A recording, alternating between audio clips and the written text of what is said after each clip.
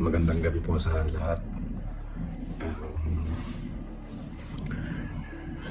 Kalalaya ko lang po pansamantala.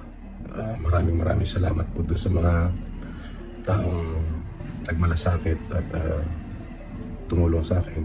Maraming salamat po doon sa mga taong patuloy pong sumusuporta sa akin. Maraming salamat po sa inyo.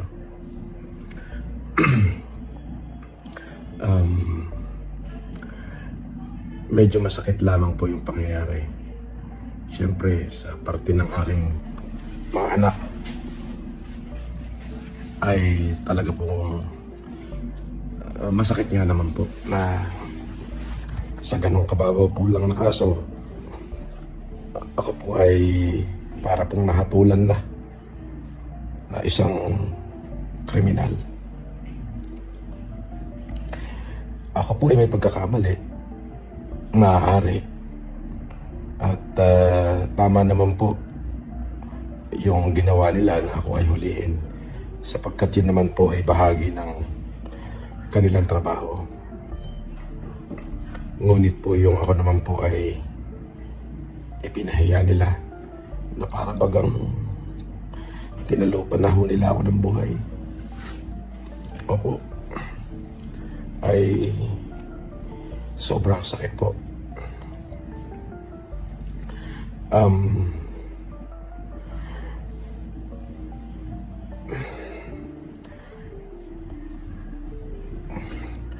Para ho doon sa mga kapulisan, hindi na po ako magkakaso sa inyo.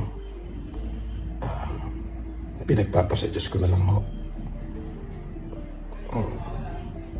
Maaaring kayo po ay sumusunod lamang. At doon sa PNP, kung ako po ay nakagawa ng pagkakamali dahil po dyan sa kumalat na litrato ng pagsusuot ng kung saan ako po ay nakasuot ng police uniform, humingi rin ako ng kapatawaran sa inyo kung sa tingin nyo po ay kalabisan at kawalang paggalang yung aking nagawa.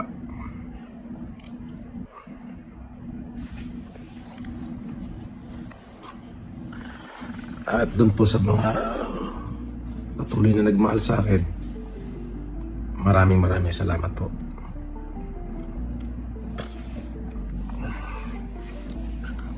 At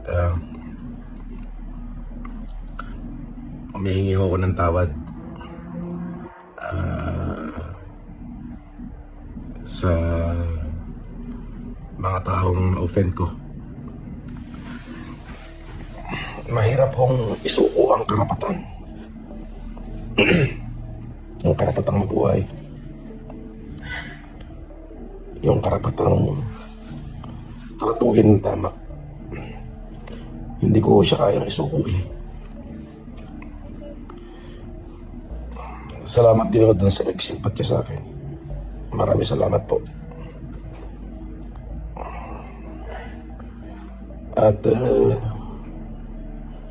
ulitin ko po,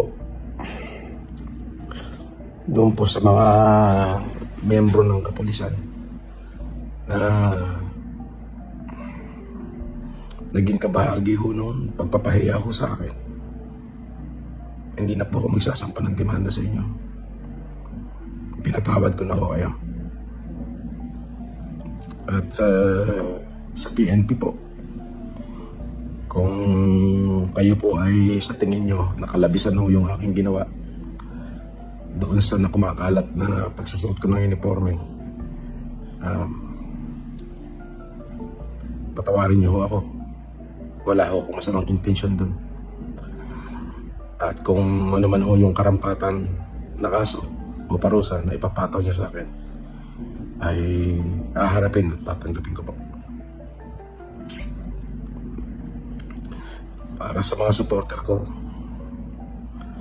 maraming salamat po sa inyo sa pagmamahal na pinakita niyo sa akin. Ako muna ho ay magpapahinga muna, talaga akong sobrang napagod po yung aking katawan. At hindi ko po maipaliwanag yung nararamdaman kong kapaguran. Salamat po sa pagmamahal at pagsuporta. Yung patuloy kayong nandyan para sa akin. Yun po ay napakalaking bagay. Yun lamang po. At maraming salamat po. Magandang gabi po sa inyo.